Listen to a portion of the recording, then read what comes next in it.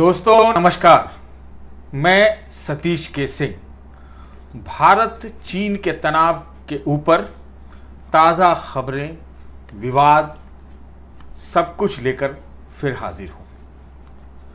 दोस्तों, कल रात ऑल पार्टी मीटिंग हुई प्रधानमंत्री के नेतृत्व में, और उसमें जो प्रधानमंत्री ने बयान दिया कि न कोई चीनी भारत की धरती में घुसा, न कोई भारत का पोस्ट उनके कब्जे में है, तो उसके बाद एक विवाद पैदा हो गया। जो ऑपोजिशन पार्टी है, खास तौर से कांग्रेस पार्टी खास तौर से आज सुबह से ही लगातार हमले पर हमले कर रहे थे। सबसे पहले राहुल गांधी ने हमला किया, सवाल किया कि क्या गलवान घाटी भारत का हिस्सा है या नहीं। क्या प्रधानमंत्री ने चीन के सामने सरेंडर कर दिया है, और जो भारतीय सैनिक शहीद हुए वो कब हुए, कैसे हुए और किसकी धरती पर हुए। फिर सामने आए चिदम्बरम ने कहा कि अगर चीन के सैनिक भारत के जमीन में उन्होंने अगर अतिक्रमण किया ही नहीं, तो फिर ये 5 और 6 मई को बैठक क्यों हुई। क्यों विदेश मंत्री एस जयशंकर ने ये कहा कि स्थिति पूर्ववत होनी चाहिए, स्टेटस क्वो एंटे, और इसी तरह के उन्होंने और कई सवाल खड़े किए। और खड़े करने के बाद जाहिर सी बात है कि फिर स्थिति जो है एक अंदरूनी वाद विवाद में बदल गया। इसका मतलब ये नहीं है कि चीन से जो तनाव है, जो स्टैंड ऑफ है, जो शोडाउन है, उसमें कोई कमी आई है। बिल्कुल कमी नहीं आई है। सिर्फ एक चीज के, वो ये है कि चीन ने जो भारत के 10 सैनिकों को कैप्चर कर लिया था, उसको उन्होंने छोड़ा है। लेकिन पिछले 5 दिन में 6 बार चीन ने गलवान घाटी पर पूरा दावा पेश किया है। अब तो वो ये कह रहे हैं कि गलवान घाटी में चीन बराबर गश्त लगाता रहा है, पेट्रोल करता रहा है, और ये उसी का है। ये रही बात जो पूरा बैकग्राउंड है। हम सारी बात करेंगे। इन्हीं जब सवाल कांग्रेसियों ने किया, तो प्रधानमंत्री कार्यालय ने उचित समझा कि इसका जवाब दिया जाए, जो कांग्रेसियों के सवाल थे। इस जवाब स्पष्टीकरण, सफाई जवाई वो मेरे ख्याल से जरूरी भी थी, क्योंकि थोड़ा सा भ्रम निश्चित रूप से कल शाम में फैला था कि भाई अगर चीन ने कुछ किया ही नहीं है तो फिर ये सब कुछ हो क्यों रहा है। तो स्पष्टीकरण आया है, और बहुत ही ठोस स्पष्टीकरण आया है। प्रधानमंत्री कार्यालय ने कहा क्या है, ये जरा गौर से सुनिए। 15 तारीख को जहां पर 20 सैनिक भारत के शहीद हुए, उसके बारे में भारत सरकार का यह कहना है कि चीनियों ने एक पूर्ववत समझौते के अनुसार जो LAC थी, जो लाइन ऑफ कंट्रोल वहां पर थी, उसको लांघने की कोशिश की, और लांघने की कोशिश कर रहे थे। उसी क्रम में ये वहां पर ये लड़ाई हुई, गुत्थम गुत्थी हुई, जिसमें सैनिकों की जान गई, और उनके प्रयास को पूरी जो उनका दुस्साहस था उसको विफल कर दिया गया। प्रधानमंत्री कार्यालय ने यह भी कहा कि जो 60 साल से पीछे की ओर ले गए, प्रधानमंत्री का कार्यालय ने उस सारी चीज़ों को पीछे की ओर भी देखा कि 60 साल में 43,000 जो स्क्वायर किलोमीटर है, वो जैसे तैसे जब तब चीन के अधीनस्थ कब्जे में गया है। और भारत की जो फौज है,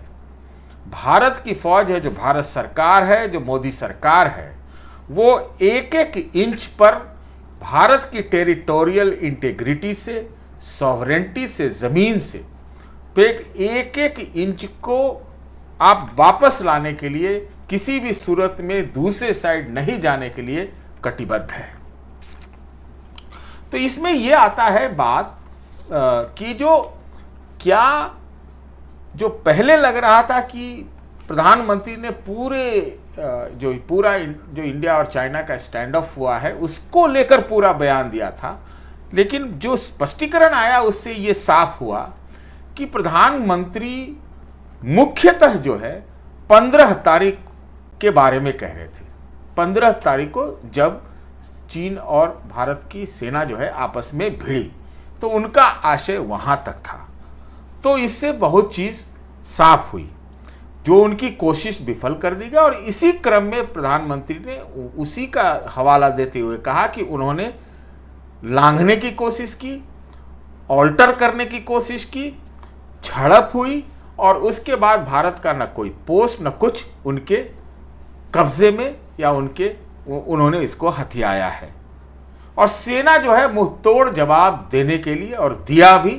पहले भी प्रधानमंत्री ने कहा था कि जो भारतीय सैनिक मरे, जिन्होंने बलिदान दिया, वो मारते मारते मरे।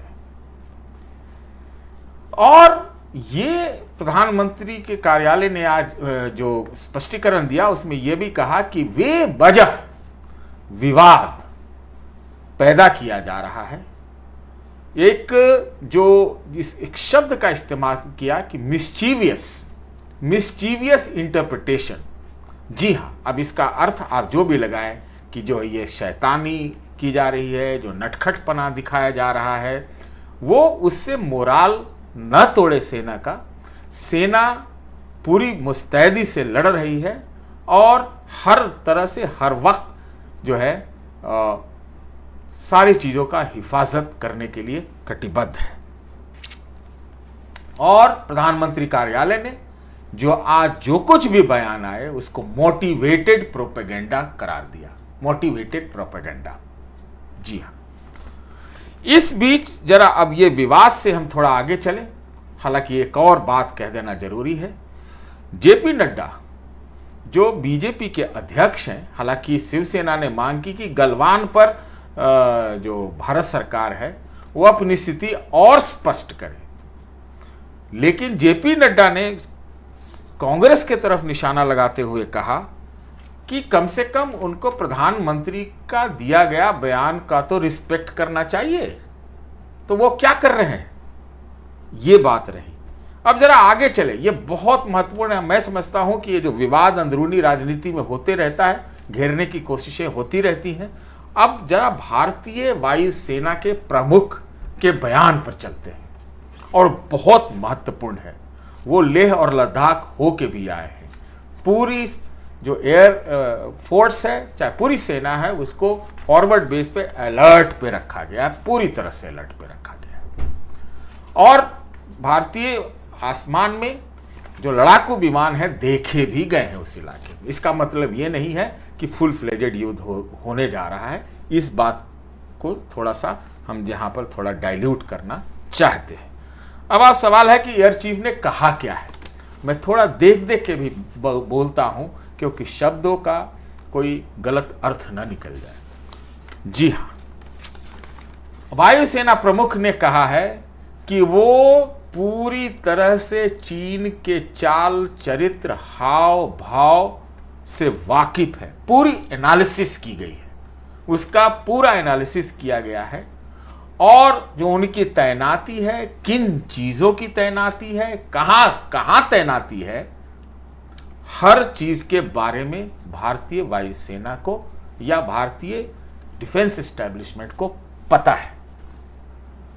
वायुसेना प्रमुख ने यह भी कहा है कि कोई भी स्थिति के लिए उसका जवाब देने के लिए भारतीय वायुसेना या पूरी जो सेना डिफेंस फोर्स पूरी तरह से तैयार है, केपेबल है, ऐसा उन्होंने कहा है। और यह भी कहा है कि कम समय में कभी भी वो किसी भी एरिया में जो है अपना ऑपरेशन या तैनाती यहां वहां पहुंचने में सक्षम है।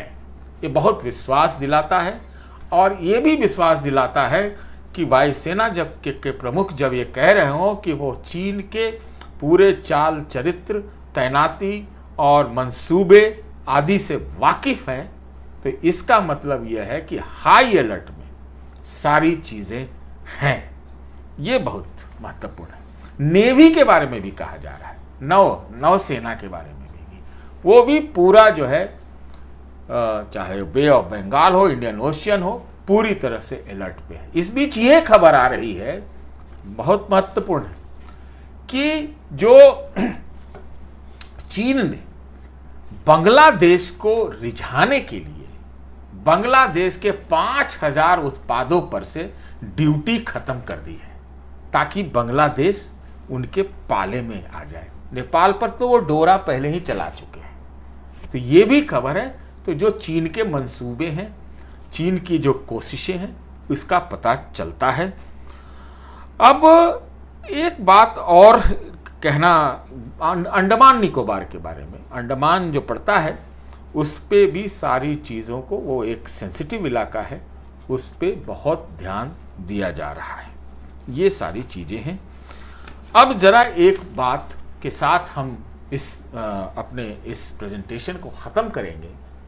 देखिए, कहा यह जा रहा है कि 15 तारीख को जो कुछ हुआ उसके बारे में सारी वाद विवाद अंदरूनी रूप से, राजनैतिक रूप से हो रही है। इसका मतलब ये नहीं है कि जो बाकी जगहों पर जो रिपोर्टें हैं कि चाहे वो गलवान के अलावा जो पैंगोंग लेक है, चाहे गोगरा के बारे में कहा जाता है, चाहे स्प्रिंग के बारे में कहा जा रहा है, चाहे इसे 5-6 जगहों के बारे में कहा जा रहा है, और ख़ास तौर से ये पैंगोंग लेक के बारे में कहा जा रहा है कि उसके आसपास चीन ने बदमाशी करके फोर्टिफिकेशन किया है, कोई स्ट्रक्चर भी बनाए हैं। तो हमको ये लगता है कि अभी